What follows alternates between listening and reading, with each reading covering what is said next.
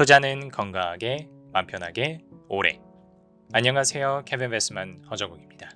오늘 오랜만에 화면 녹화만을 통해서 여러분들을 찾아뵙고 있고요. 현재 촬영 시간 6월 4일 밤 11시 반 정도 됐습니다. 이렇게 급하게 영상을 찍게 된 이유는 지금 이마트하고 신세계에서 오늘 날짜로 둘 다 동시에 투자 판단 관련 주요 경영사항 공시를 냈습니다. 그래서 이게 사실상 같은 내용으로 두 기업이 공시를 냈었던 거고, 일반적으로는 뭐 이런 내용들에 대해서 그렇게 크게 신경 쓰지는 않습니다만, 이게 지금 신세계 그룹의 굉장히 중요한 내용이라서 여러분들께 꼭 공유를 드려야 되고, 지금 아시겠지만 신세계 이마트를 필두로 해서 우리나라 유통 관련된 주식들의 주가가 굉장히 분위기가 좋지 않습니다. 그래서 분위기상으로는 신세계하고 이마트가 조금 반등하는 움직임이 나와줘야 우리나라도 유통 관련주들이 조금 다 같이 힘을 쓸 수 있는 상황이라서 특히 지금 저희 주식 투자자들한테 중요하다라는 생각이 들어서 전달드리게 되었습니다. 먼저 이마트 기준으로 조금 보여드릴게요. 이마트 기준으로 공시 나왔었던 내역을 캡처를 해드렸고요. 제목 투자자 보유, SSC.com, 지분 매매 계약에 관한 사항이라고 하면서 굉장히 어렵게 쓰여져 있어요. 위에 두 줄까지는 읽을 수 있는데 밑에 되게 어렵게 되어 있죠. 당사, 그러니까 이마트랑 주식회사 신세계는 주식회사 SSC.com의 투자자인 요요 어쩌고 저쩌고 여기 있는 친구들, 그러면서 통칭해서 매도인이라고 부르겠대요. 걔네와 매도인이 소유한 대상회사의 주식, 대상회사는 SSC.com이 되겠죠. 에 관한 계약을 체결한다. 그래서 매도인들, 그러니까 요 다른 투자자들, SSC.com의 주주들인 요 투자자들 뒤에서 정확하게 설명드릴게요. 요 매도인들, 얘네들이 가지고 있는 주식을 누구한테 팔아줄 거냐면 여기 있는 매수인, 즉 대주주, 신세계 그룹이겠죠. 대주주가 지정하는 단수 또는 복수의 제3자, 대주주가 제3자를 지정해서 이 친구들이 가지고 있는 주식을 대신 팔아주겠다라고 하는 얘기입니다. 그래서 어떤 주식이냐 그랬더니 SSC.com 보통주 한 130만 정도고요. 지분율로 치면 30% 정도 된답니다. 그럼 요 공시만 보면 신세계, 이마트, 그리고 SSC.com, 쓱닷컴 거기에 들어와 있는 FI들 걔네들 간의 어떤 계약 내용, 이런 내용들을 그동안 따라오신 분이 아니라면 이 공시만 가지고는 굉장히 혼란에 빠지실 수밖에 없거든요. 그래서 그 전체적인 내용을 좀 정리를 드려보고 향후 신세계그룹이 어떻게 될 것인가에 대한 제 간략한 의견을 말씀드려보도록 하겠습니다. 먼저 2023년도 기준으로 쓱닷컴 주주 현황이고요. 이마트가 한 45.6% 정도 들고 있고 신세계가 24.4% 들고 있어서 두 기업이 합해서 한 70% 지분을 보유하고 있습니다. 그리고 Conversion Trade Channels 뭐 어쩌고 저쩌고 하면서 FI들입니다. 이 친구들이 합쳐서 나머지 30%를 들고 있어요. 그럼 요 주주 현황, 요 지배 구조가 어떻게 생겨나게 된 거냐면 과거에 SSC.com도 이제 신세계 이마트 그룹이 이커머스로 확실하게 진출을 하겠다. 우리가 쿠팡하고 네이버 쇼핑을 따라가겠다라고 하면서 SSC.com을 만드는 과정에서 FI들, 그러니까 재무적 투자자들의 투자를 받았어요. 그래서 보시면 지분 30%를 앞에서 보셨던 네 가지 다른 법인들 있죠. 걔네들을 타고 지분 구조로 올라가면 두 가지 사모펀드로 좁혀집니다.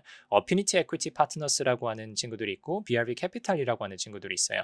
어피니티가 한 7천억 정도 넣었고요. BRV에서 3천억을 넣어서 30% 지분에 대해서 1조 정도 투자를 받아서 SSC.com이 만들어졌습니다. 근데 뭐 그 이후에 상황이 많이 어려워진 거는 모두 다 아실 것도 같고, 마치 이런 상황을 예견이라도 했듯이 이 두 사모펀드가 SSC.com의 FI로서 들어오면서 그냥 지분을 넣기에는 자기 스스로를 보호할 방법이 없지 않습니까? 지금 SSC.com이 그때 당시로 돌아가더라도 쿠팡과 네이버 쇼핑과의 경쟁에서 이긴다는 보장도 없었고 굉장히 불확실한 상황이고, 신세계그룹이 밀어붙이고는 있지만 자기네들이 투자 그 원금 플러스 이익까지 차익을 내면서 그게 회수가 가능할지 모르는 상황들이었기 때문에 상황이 안 좋게 돌아가는 상황에 대비해서 FI들이 풋옵션을 갖고 들어왔습니다. 주주간 계약상에 보시면. 그럼 그 풋옵션이 뭔지에 대해서 말씀을 드려야겠죠. 자, 2023년도 이마트 사업보고서 재무제표 주석을 갖고 온 거고요. SSC.com 관련해가지고 주주간 계약 관련된 내역들이 아주 간략하게 나와 있습니다. 보시면 자, 단기말 현재 연결 회사는 이마트입니다. 종속 기업인 주식회사 쓱닷컴에 대해서 1조를 투자한 어쩌고 저쩌고 요구 4개 친구에 대해서 주주간 계약서를 체결하고 있다.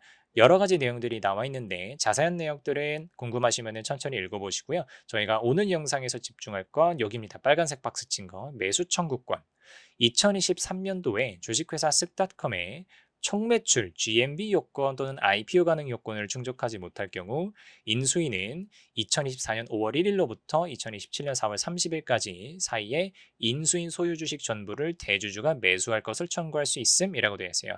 여기서 인수인은 앞에서 말씀드리는 어피니티하고 BRV 캐피탈 보시면 되고요. 대주주는 신세계 이마트를 말을 하는 거죠. 자, 그럼 계약 내용을 조금 더 저희가 이해하기 쉬운 방식으로 스토리로 풀어보면 이런 거예요. 어피니티가 7천억을 꽂고 BRB가 3천억을 꽂으면서 신세계 그룹에 이런 요구 조건을 깔고 들어간 겁니다. 야, 내가 쓱닷컴의 성장 가치를 보고 너네들을 응원하는 차원에서 같이 들어가 주는 건 맞는데 조건이 필요해. 우리가 우리 수수료를 지킬 조건이 필요해. 그래서 2023년도까지 쓱닷컴이 상장을 못 가거나 아니면 GMV 총 거래 Gross Merchandise Volume이라고 불리는 게 있어요. SSG.com에서 거래된 전체 매출을 생각하시면 되고요. 그게 찾아보니까 5조 1,600억 수준이더라고요.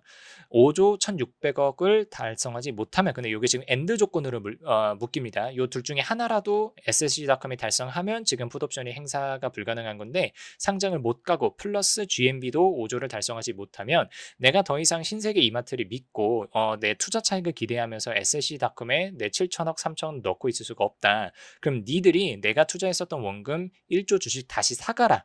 그럼 풋옵 이거 그렇게 해서 투자자들이 대주주 신세계그룹한테 자신들의 주식을 팔 수 있는 권리, 이걸 풋옵션이라고 합니다. 그런 풋옵션이 주주간 계약사항에 지금 들어와 있었어요. 그러면 SSC.com이 어떻게 되느냐, 저 요건들을 만족할 수 있었느냐를 한번 떠올려 보면 여러분들 아시다시피 저희 지금 주식시장에서 쓱닷컴을 거래할 수는 없죠. 쓱닷컴이 상장을 가지는 못했습니다. 그럼 GMV, Gross Merchandise Volume이라도 달성할 수 있어야 되는데 지금 기사가 나온 걸 보니까 이마트가 공개한 쓱닷컴의 Gross Merchandise Volume은 21년도 말 기준으로 5조 7천억, 22년도 말 기준으로 5조 9천억, 거의 6조 가까이 달성했으니까 앞에서 풋옵션의 요건으로 들어와 있었던 GMV 5조 2천억이 조금 안 되는 그런 요건은 이미 충족됐다라고 하면서 밑에도 뭐라고 되어 있어요? 사업보고서에 주주간 계약에 따라서 GMV 요건이 이미 충족됐다라고 적기도 했다라고 나와 있죠. 그래서 이런 거예요. 요게 지금 요것도 이마트 이제 사업 보고서에서 가져온 건데 원래 이런 풋옵션이라고 하는 거는 파생 상품 부채로 들어갑니다. 그래서 요게 부채의 공정 가치로 매 분기마다 판단을 해줘야 되는데 작년 연말 기준으로 이마트의 사업 보고서를 보면 현재 회사의 종속 기업인 주식회사 쓱닷컴 관련 매수 청구권 요게 풋옵션이다. 요게 발생하지 않는 조건을 충족하는 것으로 판단됨. 즉 상장은 못 갔더라도 IPO는 못 갔다고 하더라도 GMV 5조 1,600억은 충족시키지 않았느냐라고 하는 거죠. 그러니까 풋옵션 이거 행사 가능성이 없다. 그래서 원래 인식했던 금융부채, 요게 풋옵션 관련된 파생상품 부채입니다. 요거를 제거하고 그걸 자본으로 회계적으로 처리했다. 뭐 회계 처리에 대해서는 제가 설명은 아끼겠습니다. 기타 자본이 증가했습니다. 이렇게 써놨어요. 근데 여기에 대해서 올해 이제 한 4월 정도 들어와서 어피니티하고 BRB가 어떻게 이야기를 하는 거냐면 웃기고 있네. 나 너네 GMV 인정 못하겠다. 내가 이렇게 보니까 너네 매출을 인식하는 과정, GMV를 인식하는 과정에서 약간의 조작이 있는 것 같던데.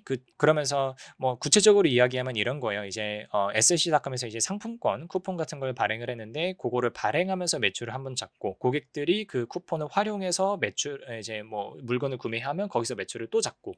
그러니까 사실은 고객이 지출한 돈은 한 번 지출한 건데 회계적으로 뭐 GMV를 2번 중복으로 잡았다. 그래서 이제 GMV가 5조 이상으로 늘어났기 때문에 실질성을 감안을 하면 그거 다 차감하고 나면 GMV 5조 1,600억 달성 못한다. 그러니까 너네 풋옵션 달게 받아라. 1조 사가라. 나 더 이상 기다리고 싶지 않다. 라고 이 두 펀드가 주장을 하게 된 거죠. 그래서 사실은 뭐 저는 솔직히는 그렇게 생각합니다. 정말 GMV에 따라서 뭔가 회계 처리에 대해서 진정성 있는 문제 클레임을 걸고 싶으냐라기보다는 어피니티하고 BRB 쪽에서도 조금 너무 오래 물려있다라고 판단을 했었던 것 같아요. 어쨌든 쓱닷컴이 지금 상황에서는 뭐 흑자 전환 하지도 않았지만 흑자 전환 한다고 하더라도 쿠팡하고 네이버 쇼핑이 그 아성을 넘을 수 있을 것이냐에 대해서는 굉장히 가능성이 희박하죠. 그래서 이 친구들 입장에서는 투자 차익을 거두기가 굉장히 요원할 거라고 생각을 했었던 거고 일단은 빠르게 원금이라도 챙기고 싶으니 신세계그룹을 요런 어떻게 보면 명분을 가지고 압박한 것이 아니었을까라는 생각이 드는 지점이고요.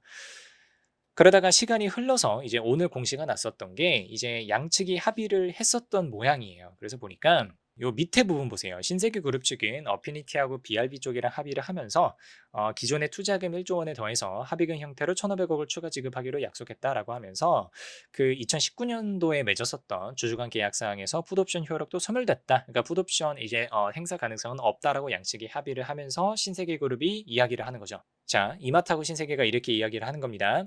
알았다. 오케이. 우리 이제 화해하자. 자, 내가 연말까지만 시간을 주면 너네 지금 1조짜리 지분 투자했었던 거 있지? 그거 사갈 만한 다른 FI들을 내가 찾아줄게. 그러면 걔네들이 너네 지분을 1조 이상의 가치를 주고 사가주면은 너네 어쨌든 엑시시 되는 거 아니냐? 꼭 내가 사줘야 되는 거 아니지 않느냐라고 하면서 합의가 된 거죠. 그래서 지금 FI들도 이렇게 한 거예요. 오케이, 내가 연말까지는 기다려줄게. 근데 요 밑에 내용들 보세요. 2024년도 12월 31일 올해 연말까지 당사를 포함한 대주주 신세계그룹입니다.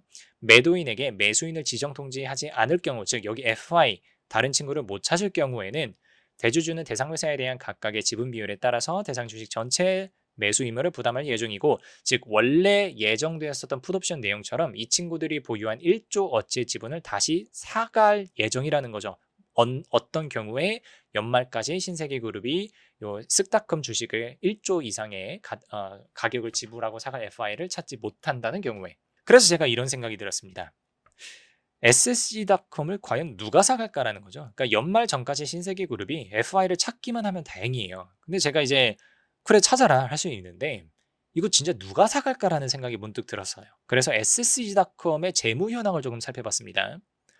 먼저 작년도 연말 기준으로 23년도 연말 기준으로 쓱닷컴의 손익계산서예요. 매출액은 한 1조 7천억 정도 나오고 있고요. 영업 손실이 한 2022년도도 그렇고 2023년도도 그렇고 한 1,000억씩 납니다. 순손실도 1,200억, 1,000억 이렇게 나오고 있어요. 일단 순손실이 1,000억 단위로 나오고 있습니다. 매년. 해마다 1,000억씩 가지고 있다는 얘기죠. 그리고 자본 쪽, 재무상태표의 자본 쪽, 요게 이제 장부상 주주 가치잖아요. 이걸 보니까 자본 총계가 한 1조 4천억 정도 찍혀 있는 기업이에요. 쓱닷컴이. 정리하면 이런 거죠. 쓱닷컴의 지금 장부상 지분 가치가 1조 4천억인데 어피니티하고 BRB가 가지고 있었던 지분율이 한 30%입니다. 그래서 매각해줘야 되는 금액이 장부상 가치로는 한 4,200억이에요. 그러니까 장부상. 근데 실제로 매각을 시켜줘야 되는 금액은 1조라는 거죠. 그러면 우리가 PBR을 계산해 볼 수 있죠. 장부상 가치 4,200억 어치를 최소한 1조 이상의 가격을 받고 팔아줘야 된다는 얘기니까 PBR 2.38배, 2.4배 가까이 받고 팔아줘야 된다는 얘기예요. 그럼 저는 이런 생각이 드는 거죠. 지금 쓱닷컴이 기존의 신세계그룹 같은 경우는 기존의 쓱닷컴, 뭐 지마켓, 이베이 이런 애들 다 포함해가지고 겨우 우리나라에서 이커머스 3등을 하고 있어요. 근데 1, 2등과의 격차도 굉장히 심합니다. 1등이 쿠팡, 2등이 네이버 쇼핑으로 되어 있죠. 근데 1등과 2등 같은 경우는 명확하게 영업 흑자를 기록하면서 계속해서 성장하고 있고 시장을 잠식해가는 과정에서 쓱닷컴, 뭐 지마켓 옥션, 이베이 코리아 인수했던 거 얘네들 다 합해도 계속해서 점유율 밀리는 동시에 이익은 나지 않고 1년에 적자 1,000억씩 나고 있거든요.